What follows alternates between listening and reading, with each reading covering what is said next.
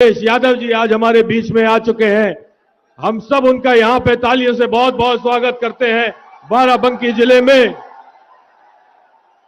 हमारे बीच में जिला अध्यक्ष समाजवादी पार्टी हाफिज भाई, हमारे बीच में मोहसिन भाई जिला अध्यक्ष कांग्रेस पार्टी, हमारे बीच में पूर्व मंत्री माननीय राकेश वर्मा जी, हमारे बीच में पूर्व सांसद डॉक्टर पीएल पुनिया जी, पूर्व सांसद डॉक्टर श्री राम सागर रावत जी, हमारे बीच में पूर्व मंत्री अरविंद सिंह गोप जी, हमारे बीच में पूर्व मंत्री फरीद महफूज किदवई साहब, हमारे बीच में विधायक जी धर्मराज सिंह और सुरेश यादव जी, गौरव रावत जी विधायक जैदपुर, नसीमुद्दीन सिद्दीकी जी मंत्री जी, एपी गौतम जी पूर्व सांसद, राजेश यादव जी पूर्व एमएलसी, राम गोपाल रावत जी पूर्व विधायक, राम मगन रावत जी पूर्व विधायक, राजलक्ष्मी वर्मा जी पूर्व विधायक, रतन लाल राव जी पूर्व विधायक, सरवर अली जी पूर्व विधायक, मीता गौतम जी जो अभी अभी हमारे गठबंधन में शामिल हुई है, कांग्रेस पार्टी में शामिल हुई है, पूर्व विधायक मीता गौतम जी, अरविंद यादव जी पूर्व एमएलसी, चेयरमैन शीला सिंह जी, रेणु वर्मा जी प्रमुख और पूर्व प्रमुख सुरेंद्र वर्मा जी भी हमारे बीच में मौजूद हैं।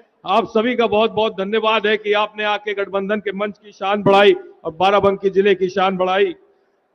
देखिए, आप सबके बीच में मैं एक बात कहना चाहता हूं कि हमारे ये जो बाराबंकी जिला है, ये स्वर्गवासी बेनी प्रसाद वर्मा जी की कर्म भूमि है, ये स्वर्गीय राम सेवक यादव जी की कर्म भूमि है, ये स्वर्गीय रफी अहमद किदवई साहब की कर्म भूमि है, ये हमारे पुत्तू अवस्थी जी की, स्वर्गवासी पुत्तू अवस्थी जी की कर्म भूमि है, स्वर्गवासी श्यामलाल वाजपेयी जी की कर्म भूमि। ये सारे नेता ऐसे नेता हुए जिन्होंने हमारे जिले में चौमुखी विकास का काम किया है। चारों तरफ अगर बाराबंकी जिला किसी के नाम से जाना जाता है तो इन लोगों के नाम से जाना जाता है। हर लोगों इनको मानते हैं, पहचानते हैं, और इन्होंने बिना पक्षपात किए, बिना स्वार्थ देखे बाराबंकी जिले में चौमुखी विकास करने का काम किया।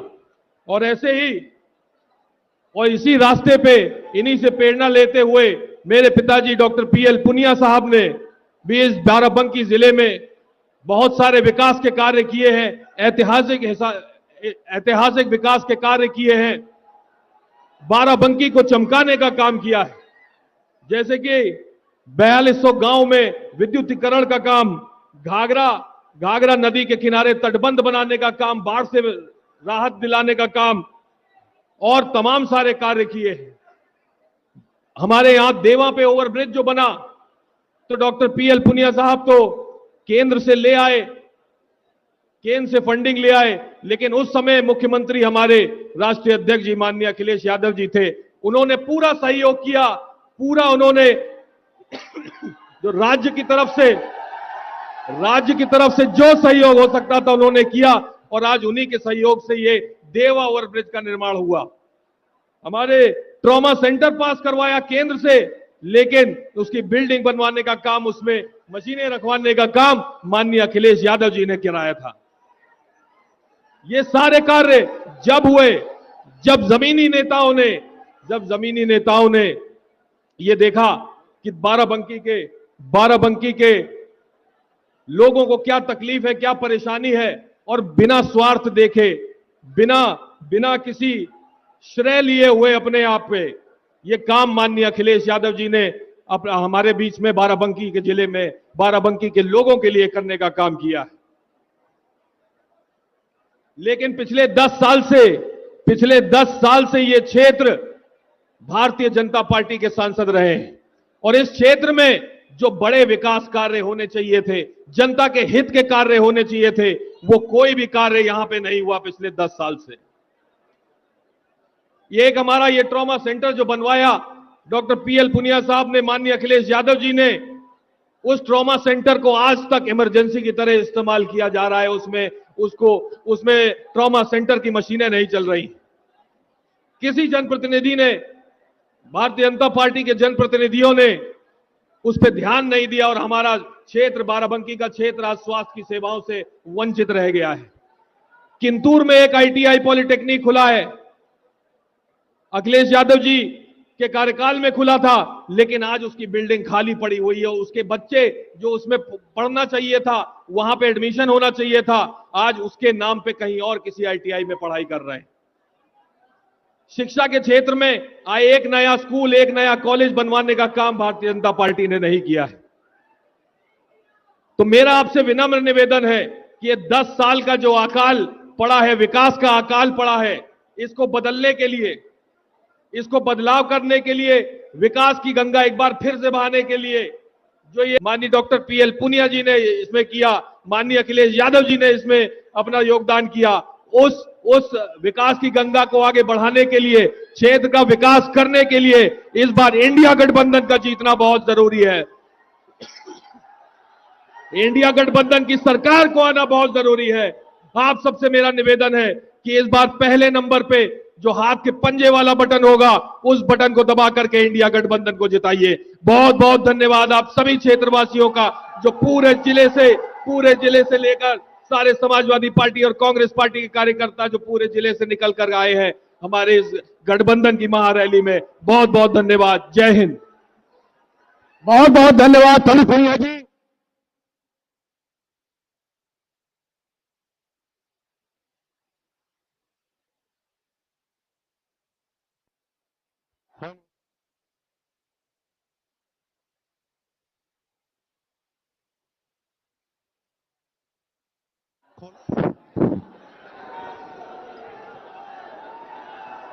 हेलो, बहुत बहुत धन्यवाद।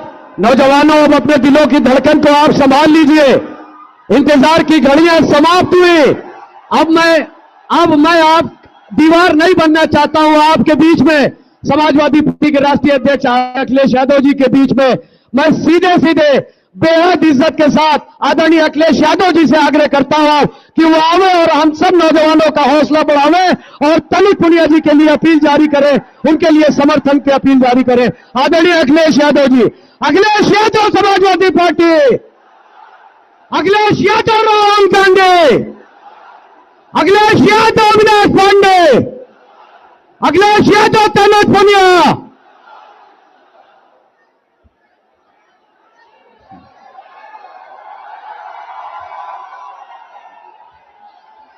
समाजवादी पार्टी के हमारे जिले के अध्यक्ष अहमद साहब, यहां पर कांग्रेस पार्टी के उत्तर प्रदेश के प्रभारी अविनाश पांडे जी, मंच पर उपस्थित समाजवादी पार्टी और इंडिया गठबंधन कांग्रेस के प्रत्याशी नौजवान साथी तनुज पुनिया जी, पूर्व सांसद आदरणीय पीएल पुनिया जी, पूर्व मंत्री अरविंद सिंह गोप जी, पूर्व मंत्री राकेश वर्मा जी, पार्टी के हमारे विधायक सुरेश यादव जी, पार्टी के हमारे पूर्व मंत्री विधायक आदरणीय फरीद महफूज किदवई साहब, विधायक नौजवान गौरव रावत जी, कांग्रेस पार्टी के नेता नसीमुद्दीन सिद्दीकी साहब, कांग्रेस पार्टी के जिला अध्यक्ष मोहम्मद मोहसिन जी और बड़ी संख्या में दोनों पार्टियों के हमारे नेता, इंडिया गठबंधन के सभी हमारे नेता पदाधिकारी जो मंच पर हैं, यहां पर चुनावी जनसभा में उपस्थित सभी हमारे किसान भाई, सभी हमारे आदरणीय बुजुर्ग, बड़ी संख्या में नौजवान साथी पत्रकार बंधुओं, मैं सबसे पहले मैं देख रहा हूं जैसे चरणों का चुनाव आगे होता जा रहा है, जैसे जैसे चरणों का चुनाव आगे बढ़ता चला जा रहा है, जनता की नाराजगी और गुस्सा भी भारतीय जनता पार्टी के खिलाफ बढ़ता चला जा रहा है। और आप देख लेना, जब 7वें चरण में वोट पड़ेगा तो जनता का गुस्सा 7वें आसमान पे दिखाई देगा। ये चुनाव 2024 का, जहां हमारे आपके भविष्य का चुनाव है, वहीं ये हमारे आपके आने वाली पीढ़ी के भविष्य का भी चुनाव है, जहां हम आप सब मिलकर के समय समय पर ये बातें रखी गई आपके सामने कि जिस तरीके से कभी समुद्र मंथन हुआ था, ये 2024 का चुनाव भी संविधान मंथन का चुनाव है। एक तरफ वो लोग हैं जो संविधान को बदलना चाहते हैं, और इधर इंडिया गठबंधन और समाजवादी पार्टी के और कांग्रेस के लोग हैं जो संविधान को बचाना चाहते हैं। आज जो जन समर्थन अभी तक जनता का मिला है, हम ये कह सकते हैं, जो संविधान बदलने निकले हैं, देश की जनता उन्हें बदलने का काम करेगी।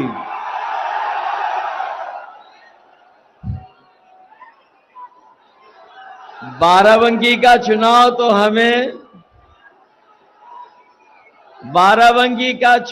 हमें लग रहा है ऐसा कि बाराबंकी बनाम झूठी गारंटी का चुनाव होता जा रहा है। ये लोग जो झूठी गारंटी दे रहे हैं, इस बार बाराबंकी के लोग इनकी घंटी बजा करके वापस भेज देंगे। ये ऐसा चुनाव है जहां जनता ने अपने आप हाथ में चुनाव ले लिया है, और जनता मन बना करके बैठी है कि इस बार ये डबल इंजन वाले बचने वाले नहीं हैं।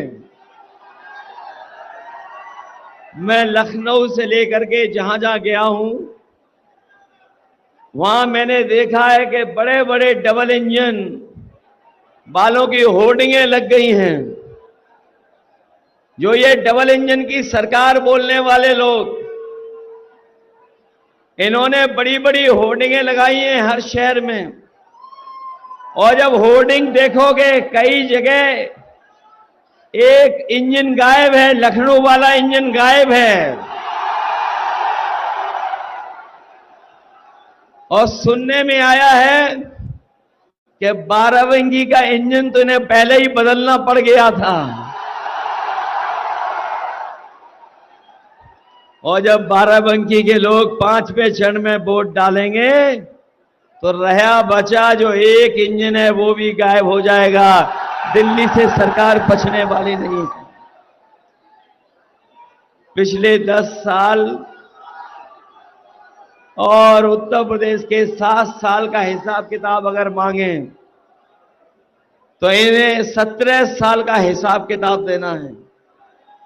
दिल्ली के 10 साल और उत्तर प्रदेश के 7 साल सरकार के, बताओ इन 17 सालों की सरकार में बीजेपी की हर बात झूठी निकली कि नहीं निकली?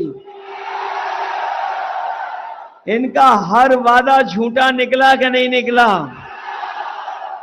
और जो लोग कहते थे हम किसानों की आय दोगुनी कर देंगे, बताओ हमारे किसान भाइयों, अगर किसानों की आय दोगुनी हो गई हो तो बता दो। ना आय दोगुनी हुई,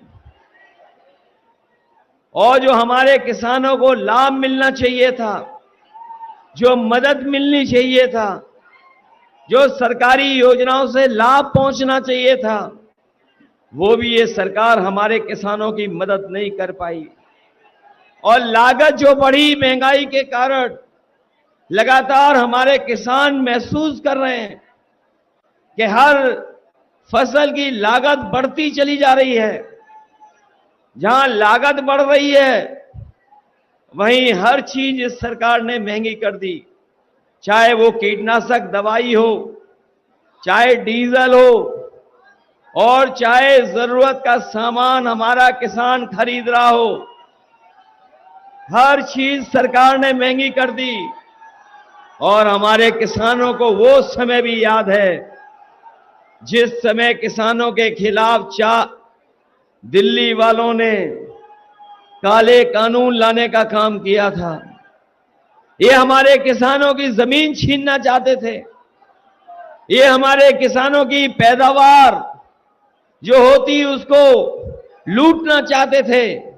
लेकिन हम अपने किसानों को बधाई देंगे, न केवल उत्तर प्रदेश के किसान बल्कि देश के किसान एक हो गए और दिल्ली में लगातार बैठे रहे और तब तक नहीं हटे जब तक सरकार ने काले कानून वापस नहीं ले लिए। सरकार को झुकना पड़ा, हजारों हमारे किसान शहीद हो गए, लेकिन हमारा किसान पीछे नहीं हटा। किसान तभी पीछे हटा जब सरकार ने काले कानून वापस ले लिए। हम अपने किसानों को कहने आए हैं, ये भारतीय जनता पार्टी के लोगों ने दिल्ली में सरकार में रह करके बड़े बड़े उद्योगपति, बड़े बड़े लोगों के कर्जे माफ किए हैं और कोई छोटा मोटा कर्जा माफ नहीं किया है। अगर सभी बैंकों का कर्जा जो माफ हुआ है उसका हिसाब किताब लगा लें तो 16 लाख करोड़ कर्ज माफ किया है। बड़े बड़े उद्योगपतियों का 16 लाख करोड़ माफ कर दिया।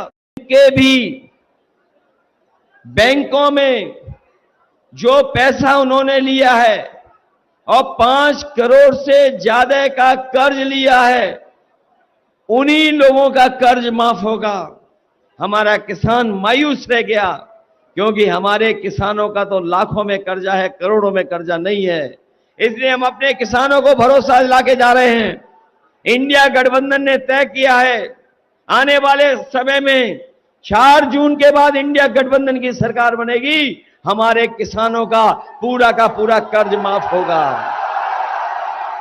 न केवल किसानों का कर्ज माफ होगा बल्कि हमारे किसान लगातार अपनी पैदावार, अपनी फसल का मूल्य मांगते रहे हैं, कीमत मांगते रहे हैं। अपने किसानों को उनकी एमएसपी का भी कानूनी अधिकार दिलाने का काम इंडिया गठबंधन और समाजवादी पार्टी दिलाने का काम करेगी। जहां हमारा किसान बर्बाद कर दिया इस सरकार ने, वहीं हमारे नौजवानों के साथ भी बहुत धोखा किया है। ये जितने नौजवान हमारे सामने तख्ती लेकर के खड़े हैं, ये तमाम नौजवान जानते होंगे कि जब जब ये तैयारी करके गए, इन्होंने कोचिंग की, मेहनत की, परीक्षा दे करके आए और जब परीक्षा अच्छी हो गई और घर वापस लौट करके आए तो उन्हें पता लगा पेपर लीक हो गया। ये नौजवान जो खड़े हैं, केवल एक पेपर लीक नहीं हुआ है, इस सरकार में 10 पेपर से ज्यादा पेपर लीक हुए हैं। सब पेपर लीक हो गए। और हाल ही में हमारे नौजवानों को याद होगा कि जब पुलिस भर्ती का इन्होंने फैसला लिया कि पुलिस भर्ती 2 दिन परीक्षा कराई जाएंगी और सरकार ने भरोसा दिलाया कि इतनी सुरक्षा के इंतजाम हैं कि कहीं भी पेपर लीक नहीं होगा। हमारे नौजवानों ने तैयारी की, मेहनत कर करके गए, वहां पर पड़े रहे, ऐसे ही रुके, कहीं रुक पाए नहीं रुक पाए, स्टेशन से लेकर के अपनी गाड़ियों में सोते रहे, परीक्षा दे करके आए और जब घर लौट करके आए तो पता लगा पुलिस भर्ती का भी पेपर लीक हो गया। हमारे नौजवान जानते होंगे कि इस सरकार ने कोई परीक्षा नहीं करा पाई। पता नहीं ये सरकार कैसी है जो अपना लीकेज नहीं रोक पा रही है। हर पेपर लीक हो रहा है इनका। और याद रखना, मैंने कई मौकों पर वो गणित समझाया है कि अगर 60 लाख बच्चे जो परीक्षा रद्द की वजह से जिनका भविष्य अंधकार में चला गया, अगर 60 लाख बच्चे और उनके माँ बाप को हम जोड़ दें तो एक परिवार से 3 लोग नाराज हैं। और अगर 60 लाख ऐसे नौजवान हैं जो परीक्षा नहीं दे पाए, जिनकी नौकरी इन्होंने छीन ली, तो पूरे उत्तर प्रदेश में अगर हम 60 लाख का गुणा 3 से कर दें तो 1 करोड़ 80 लाख होता है। और यही 1 करोड़ 80 लाख अगर हम भाग दे दें 80 लोकसभाओं से, तो हर लोकसभा में 2,25,000 वोट कम होता है। बताओ, 1 करोड़ 80 लाख का अगर भाग दोगे 60 लाख से तो कितने हुए?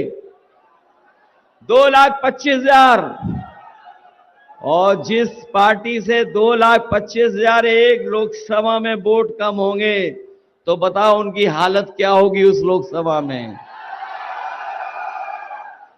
बताओ नौजवानों, इनका सफाया करने जा रहे हो कि नहीं जा रहे हो?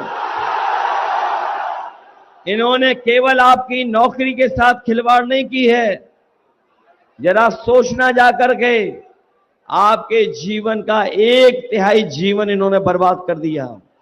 1/3 जीवन।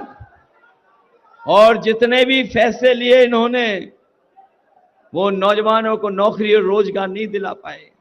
यही लखनऊ, जहां पर देश के प्रधानमंत्री और बड़े बड़े लोग आए थे और बड़े बड़े निवेश के सपने दिखाए गए थे, बड़े बड़े उद्योगपति आए और कहा कि निवेश के लिए वो तैयार हैं, लाखों करोड़ रुपया जमीन पर पहुंचेगा। बताओ हमारे बाराबंकी के लोगों, आपके बगल में राजधानी में प्रधानमंत्री, राष्ट्रपति सब आए थे और लाखों करोड़ का निवेश का सपना दिखा गए। अगर बाराबंकी में कोई निवेश हुआ हो तो बता दो हमें। और न निवेश किया, जो योजनाएं समाजवादी सरकार में चल भी रही थी, उन तमाम योजनाओं को इन्होंने बर्बाद कर दिया। बताओ, एम्बुलेंस बर्बाद कर दी कि नहीं कर दी? और ये 100 नंबर वाली गाड़ी जो 112 कर दी, जब से सरकार ने 100 से 112 किया, जब से 100 से 112 नंबर बढ़ा दिया, हमारे खाकी वर्दी भाइयों को भी लगा कि उन्हें भी अपना रेट बढ़ा देना चाहिए। और अगर आज फोन करते होगे तो एक से वसूली नहीं करते, दोनों पक्षों से वसूली कर लेते हैं। और हमारे नौजवान साथियों, आपको याद होगा, न केवल आपकी परीक्षाओं के पेपर लीक किए हैं, बल्कि अग्निवीर की नौकरी भी इन्होंने 4 साल की कर दी। ये 4 साल की नौकरी ऐसी है कि अगर कोई नौजवान अग्निवीर की नौकरी में गया और शहीद हो गया तो उसको शहीद का दर्जा नहीं मिलेगा, जो सुविधाएं होती हैं वो भी नहीं मिलेंगी। और याद की, पार्थिव शरीर अंतिम दर्शन के लिए पूरे सम्मान के साथ घर परिवार के बीच में लेके जाया जाएगा। अगर अग्निवीर होगा कोई तो उसको आखिरी समय पे भी ये सम्मान नहीं दे पा रही सरकार। हम अपने नौजवानों को कह के जा रहे हैं, जिन्होंने ये अग्निवीर व्यवस्था बनाई है, समाजवादी और इंडिया गठबंधन की सरकार बनेगी, अग्निवीर व्यवस्था हमेशा हमेशा के लिए खत्म हो जाएगी और पहले जैसी नौकरी होगी, पक्की वर्दी के साथ पक्की नौकरी होगी। ये अग्निवीर वाली आधी अधूरी नौकरी हम स्वीकार नहीं कर सकते। ये तो अभी फौज के साथ हुआ है, ये तो अभी फौज के साथ हुआ है। ये बीजेपी वाले आ गए तो हमारे खाकी वर्दी पहने हुए भाई लोगों की भी नौकरी 3 साल की कर देंगे ये लोग। इसलिए सावधान हो कि नहीं सावधान? ये तो बेचारे वो लोग हैं जिनके जबरदस्ती वैक्सीन लगा दी गई। पूछो, आपके बगल में खड़े होंगे, पूछिए जबरदस्ती वैक्सीन लगी कि नहीं लगी इनके। और अब वैक्सीन वाली कंपनी कह रही कि हम वैक्सीन वापस ले लेंगे। बताओ अब शरीर से कैसे वापस ले लोगे? बताओ ये हमारे आपके पीछे पड़े कि नहीं पड़े, जान के पीछे? न केवल ये हमारे आपकी जान के पीछे पड़े हैं, बल्कि ये लोग संविधान के पीछे भी पड़े हैं। इसलिए जान बचाने से लेकर के हमें आपको संविधान भी बचाना है। ये जो शिक्षक भर्ती है, इस सरकार ने कोई शिक्षक भर्ती नहीं की, और अगर शिक्षक भर्ती हो भी गई होगी तो ये हमारे 69,000 वाले शिक्षक भर्ती वाले जानते होंगे इनके साथ कितना भेदभाव हुआ है। कितने सालों से ये लड़ रहे हैं और आज भी इनको न्याय नहीं मिला है। इनको न्याय नहीं मिला आज तक। इसलिए हम अपने, जहां समाजवादी सरकार में हम लोग शिक्षक भर्ती के लिए मौका देंगे, वहीं हमारे 69,000 वाले जो शिक्षक हैं जिनके साथ भेदभाव हुआ है, इनको भी न्याय दिलाने का काम समाजवादी लोग करेंगे। ये जब बीजेपी को सरकार